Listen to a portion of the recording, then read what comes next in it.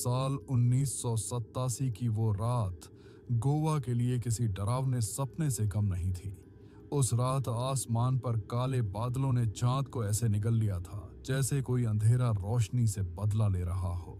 अरपोरा के पुराने महल के आसपास सिर्फ सन्नाटा था, पर उस सन्नाटे के बीच अचानक 3 अलग-अलग दिशाओं से 3 परछाइयां एक साथ बढ़ती दिखीं।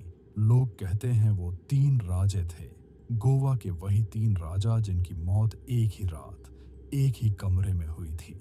और तब से उस महल पर 3 राजों का साया मंडराने लगा था। वो महल अब खंडहर बन चुका था, लेकिन आज भी कोई उस ओर जाने की हिम्मत नहीं करता था। पर कहानी शुरू होती है नील नाम के एक फोटोग्राफर से, जो पुराने रहस्यों की तस्वीरें खींचने का शौक रखता था। उसे गोवा की इस कथा के बारे में सुनकर लगा कि ये तो उसकी जिंदगी का सबसे बड़ा प्रोजेक्ट होगा। उसने अपने दोस्तों आरव और तान्या को साथ लिया और तीनों रात के 12 बजे उस महल की ओर निकल पड़े। रास्ते में टैक्सी ड्राइवर ने कहा, साहब, उस जगह पर रात में जाना ठीक नहीं, वहां से लौटकर कोई नहीं आया। पर नील मुस्कुराकर बोला, डर से बड़ी कोई फोटो नहीं होती। टैक्सी वहीं रुक गई जहां सड़क खत्म होती थी और सामने सिर्फ जंगल था। चारों ओर झींगुरों की आवाजें और नम हवा में सड़न की गंध थी। नील ने कैमरा ऑन किया और रिकॉर्डिंग शुरू कर दी। जैसे जैसे वो महल के करीब पहुंचे, पेड़ों की डालियां खुद ब खुद हिलने लगीं, मानो कोई उन्हें भी रास्ता दिखा रहा हो।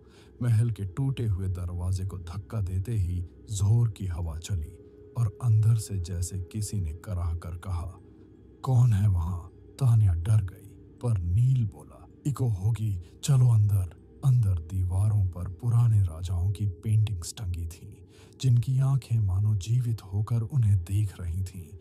एक कोने में जली हुई मोमबत्तियों के निशान थे, जिन्हें किसी ने हाल ही में इस्तेमाल किया था। आरव ने पूछा, क्या यहाँ कोई आता है?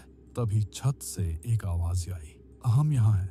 नील ने कैमरा ऊपर किया, पर वहां कुछ नहीं था। फिर अचानक कैमरे की स्क्रीन ब्लर हो गई और उस पर 3 चेहरों की झलक दिखाई दी। 3 ताज, 3 आंखें, 3 साए। नील ने जल्दी से तस्वीरें खींची, पर फ्लैश की रोशनी में वो तीनों परछाइयां और पास आ गईं।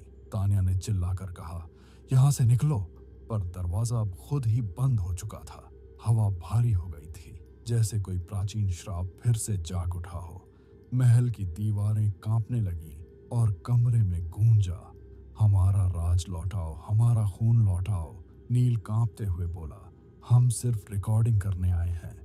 लेकिन तभी एक परछाई उसके सामने आकर खड़ी हो गई। उसका चेहरा आधा जला हुआ था और आंखों से धुआं निकल रहा था। उसने कहा, जिस रात हमने एक दूसरे को मारा था, उस रात यह भूमि अपवित्र हुई थी। अब जो भी हमारे नाम लेता है, उसकी आत्मा यहीं रह जाती है। नील ने पीछे देखा तो तान्या और आरव गायब थे। सिर्फ उनकी परछाइयां दीवार पर कैद थीं। वो परछाइयां हिल रही थीं, पर शरीर कहीं नहीं थे। नील पागलों की तरह भागने लगा। हर दरवाजा उसे उसी कमरे में लौटा था जहां तीनों राजों की कब्रें थीं। वो चिल्लाया, मुझे जाने दो। तभी आवाज आई, जो यहाँ आता है वो हमारी कहानी का हिस्सा बन जाता है। और अगले ही पल सब अंधेरा छा गया। सुबह पुलिस को महल के पास नील का कैमरा मिला, जिसमें आखिरी वीडियो था। नील एक अंधेरे कमरे में बैठा था और बुदबुदा रहा था, 3 राजे, अब 4 हो गए। फिर स्क्रीन पर 3 नहीं, 4 परछाइयां दिखीं और चौथी परछाई कैमरे की तरफ मुड़कर मुस्कुराई। उस दिन के बाद उस वीडियो को जिसने भी देखा, उसकी नींदों में वही 3 राजे आने लगे। और जब कभी गोवा के अरपोरा में तूफानी रात होती है, महल के ऊपर से 4 परछाइयां गुजरती दिखती हैं। 3 राजे और एक नया शिकार, जिसका नाम है नील।